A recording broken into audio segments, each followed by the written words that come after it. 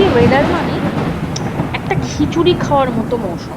এই ওয়েদারে যদি খিচুড়ি না খাওয়া হয় তাহলে যেন মনে হয় খিচুড়িটার অপমান হচ্ছে। তাই যখন এরকম অবিরত ঝমঝম বৃষ্টি, তখন শুরু হয়ে গেল আমার ঘরের খিচুড়ি বানানো। একটা কড়াইতে কিছু শুকনো নারকেল, বাদাম, কাজু বাদাম সমস্ত দিয়ে ঘিয়ের মধ্যে ওটাকে বেশ করে নাড়াচাড়া করে হালকা হালকা করে ভেজে নিলাম। এরপর কড়াইতে ঘি দিয়ে আগে থেকে শুকনো খোলায় ভেজে রাখা মুগের ডাল, তারপরে দেব গোবিন্দভোগ চাল, যেটা আগে থেকে আমি ধুয়ে শুকিয়ে রেখেছিলাম। ওই দুটো দিয়ে বেশ করে নাড়াচাড়া করব।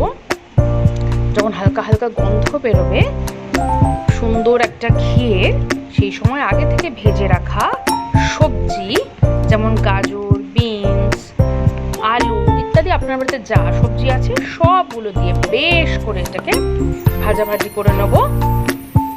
চাল, ডাল আর সবজি যখন একটু ভাজা ভাজা হয়ে যাবে, অন্য একটা কড়াইতে তেলের মধ্যে 5 ফোড়ন, তেজপাতা, একটু আদা আর শুকনো লঙ্কা ভালো করে নেড়ে চেড়ে খিচুড়ির যে কড়াইটায় আমি ওটাকে দিয়ে দেব। দেওয়ার পর বেশ করে ওটাকে নাড়াচাড়া করব। যখন সুন্দরভাবে নাড়াচাড়া হয়ে যাবে তখন দিয়ে দিলাম আগে থেকে সুন্দর করে ভেজে রাখা বাদাম, কাজু, ওই ড্রাই ফ্রুটসগুলো দিয়ে ভালো করে নেড়ে চেড়ে আগে থেকে ফুটিয়ে রাখা গরম জল কড়াইতে ভালো করে দিয়ে একটু স্বাদ মতো নুন, হলুদ গুঁড়ো, জিরের গুঁড়ো দিয়ে ভালো করে নাড়িয়ে চাড়িয়ে, আপনারা যারা লঙ্কার গুঁড়ো খান তারা দিতে পারেন, ভালো করে নাড়িয়ে চাড়িয়ে ঢাকা দিয়ে দিলাম কিছুক্ষণের জন্য। কিছুক্ষণ পর ঢাকনা খুলে কতটা সেদ্ধ হয়েছে সেটা চেক করলাম।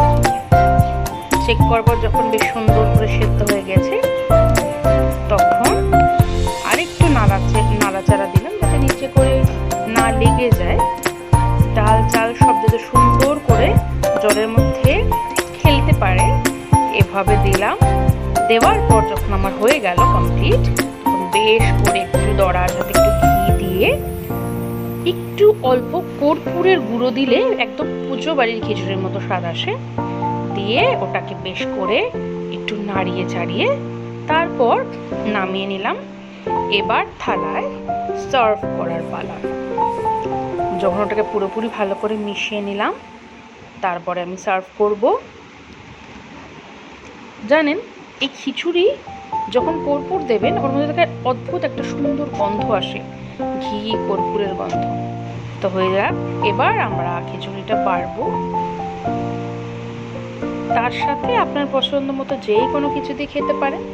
যেহেতু আজকে আমাদের ভেজ খাবার দিন, সেই জন্য আজকে আমরা এইভাবেই খিচুড়ি, তার সাথে একটু স্যালাড হলেই তো হয়। তো স্যালাডে তো অন্য কিছু আজকে আর হবে না, সেই জন্য কি করবো, একটু শসা কেটে রেখেছিলাম, শসা দিয়ে পাঁপড় ভাজা দিয়ে বৃষ্টির দিন